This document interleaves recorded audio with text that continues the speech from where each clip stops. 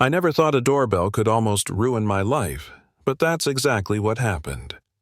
One morning, out of nowhere, the HOA president from next door called the cops on me, accused me of spying on neighborhood kids, threatened to have me dragged out of my own home.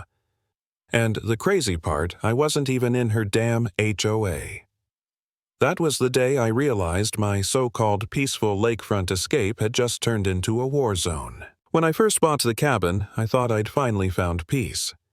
I'd just gone through a brutal divorce, scraped together what little I had left, and landed this old lakefront place in Lakeview County.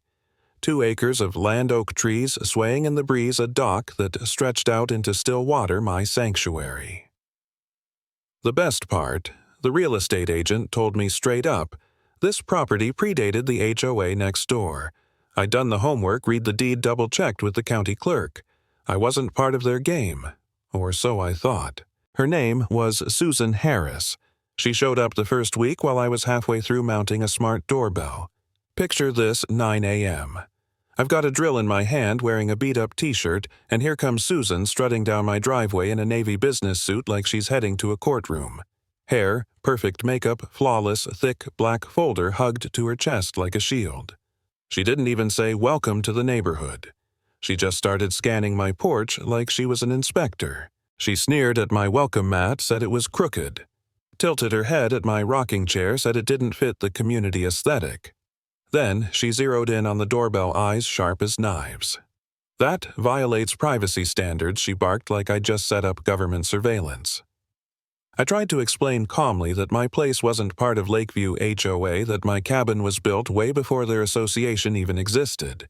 I even pulled out the deed.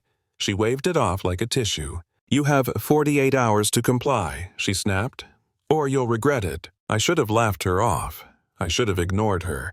But something about the way she said it, the smirk, the certainty made my skin crawl. She wasn't bluffing. 3 days later, 2 patrol cars came screaming down my streetlights, flashing sirens blaring. I was just washing my Honda Civic in the driveway when they pulled up like I was a wanted criminal. Neighbors poured out of their houses, pointing, whispering. And then I saw her. Susan, standing there with her damn folder ready, with evidence already playing commander-in-chief. She accused me of illegally surveilling children, demanded the cops arrest me on the spot. My heart pounded. I'd been minding my business, but in that moment, watching everyone's eyes on me, I wondered, had I messed up? Was there some loophole, some law I hadn't seen? Was she right? For a split second, I thought about selling the place, packing it in, just walking away. After all, I'd come here for peace, not for a legal battle. My head swirled with doubt. Maybe I was crazy to fight her. Maybe it'd be easier to roll over like everyone else clearly had. But when Officer Thompson pulled up my deed on his computer and confirmed what I already knew, that I wasn't bound by their HOA, something clicked inside me. Susan's face turned red, veins popping as the cops calmly told her she had no authority over my property. And yet, even after being proven wrong, she looked at me with those cold eyes and whispered, "Police can't be everywhere, Mr. Miller." That's when I realized this woman wasn't just nosy, she was dangerous. So I fought back.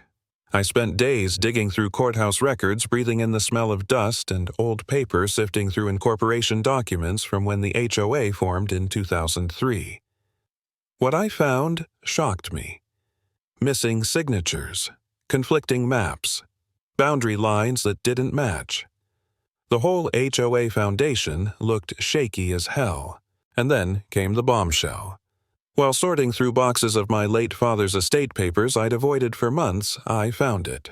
A deed from 1998. My father had owned not only the land my cabin sat on, but the 5 acres where the HOA's precious clubhouse stood. The very building Susan had ruled from like her personal palace. It wasn't theirs.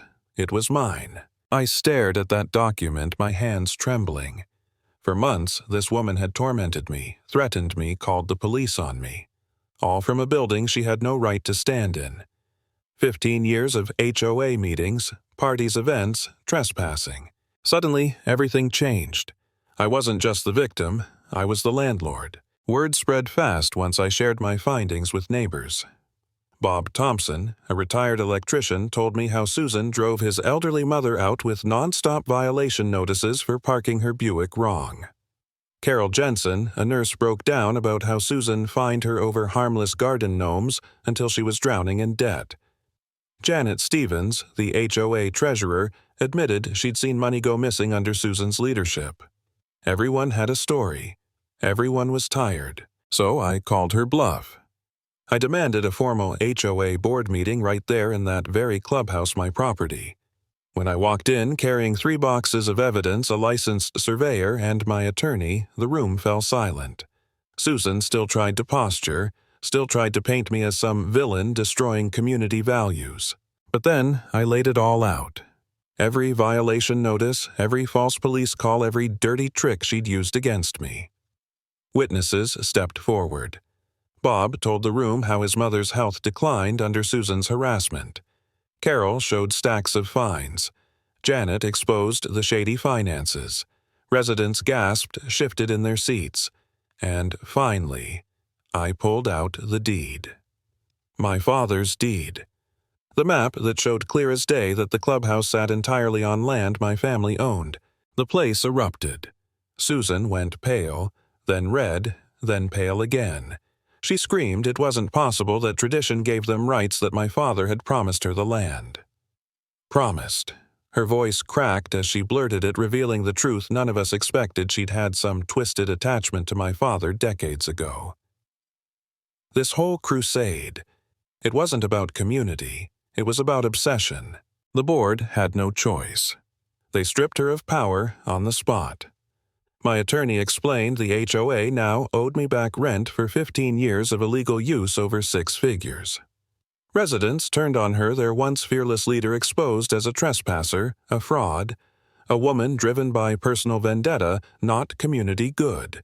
And there I was, standing in the building she thought she controlled, watching her world collapse. The next morning at exactly 9 a.m., Susan knocked on my door.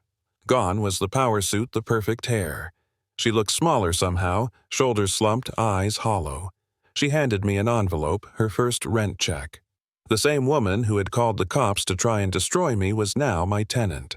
In that moment, staring at her trembling hand, I realized something power built on lies will always collapse when confronted with truth. And sometimes all it takes to topple a tyrant is refusing to back down.